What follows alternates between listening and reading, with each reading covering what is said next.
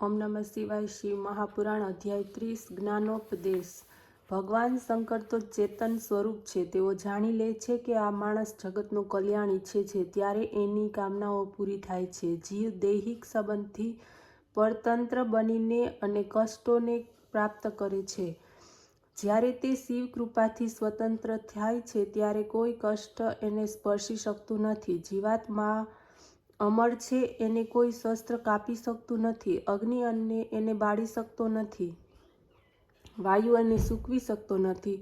એ તો દેહના બંધનથી જ ભોગને ભોગવે છે। કુકર્મી ભેદથી બે પ્રકારના કર્મ કરે છે।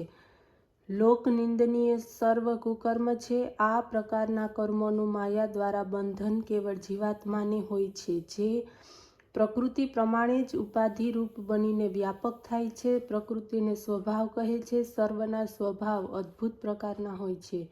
કર્મોના ભેદથી એની કલ્પના કરી શકાતી નથી। જે કર્મ તથા માયાને અનુબંધ કહેવામાં આવે છે તે અત્યંત વિચિત્ર છે। કોઈ પ્રાણી માયા શક્તિમાં બદ્ધ છે અને કોઈ મુક્ત છે, કોઈકનો લય છે। આ પ્રકારે માયાના ફેરામાં પડીને પ્રાણી અનેક ઝંઝટોમાં પહેલો હરણની જેમ આમ તેમ ભટકતો રહે છે। જેવા ભોગોને એને અધિકાર મળે છે એવા જ પ્રકારની એની ઊંચ નીચ ગતિ હોય છે। એમાં કોઈ તો ભૂતાત્મા મંગળ સ્વરૂપ બનીને ચડ ધ્વજમાં નિવાસ કરે છે, કેટલા તો મધ્યસ્થ છે, જે મહેશ્વર છે અથવા રુદ્ર છે, એનું સ્વરૂપ પ્રાપ્ત કરીને અંતિમ પદે પહોંચી જાય છે। આ રીતે આ ત્રણ સ્થાનો માનવામાં આવે છે।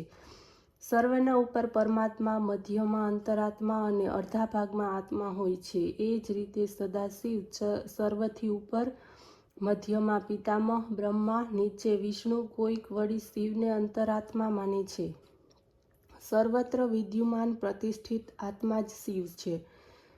સ્વરૂપવાન વિષ્ણુ છે અને પરમાત્મા બ્રહ્મા છે એમ માને છે। દેવ યોનિઓ 8 છે તે શ્રેષ્ઠ છે। મનુષ્ય યોનિ મધ્યમાં છે। પશુ, પક્ષી, કીટ, પતંગિયાની જેમ જે 14 યોનિઓ અથવા 5 યોનિઓ નીચે છે।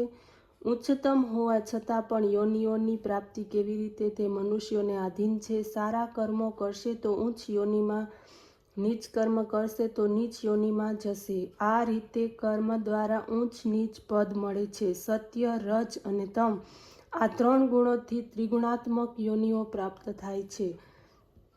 પશુ સંજ્ઞક જીવ પ્રાકૃતિક, સાત્વિક, રાજસ અને તામસ આ ગુણોની ક્રમ પ્રમાણે પ્રધાનતા હોવાથી ગાય, સિંહ, ઊંટ વગેરે યોનિઓ પ્રાપ્ત થાય છે।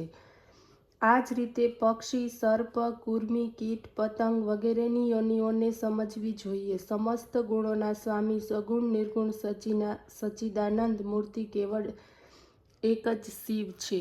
ઓમ નમઃ શિવાય।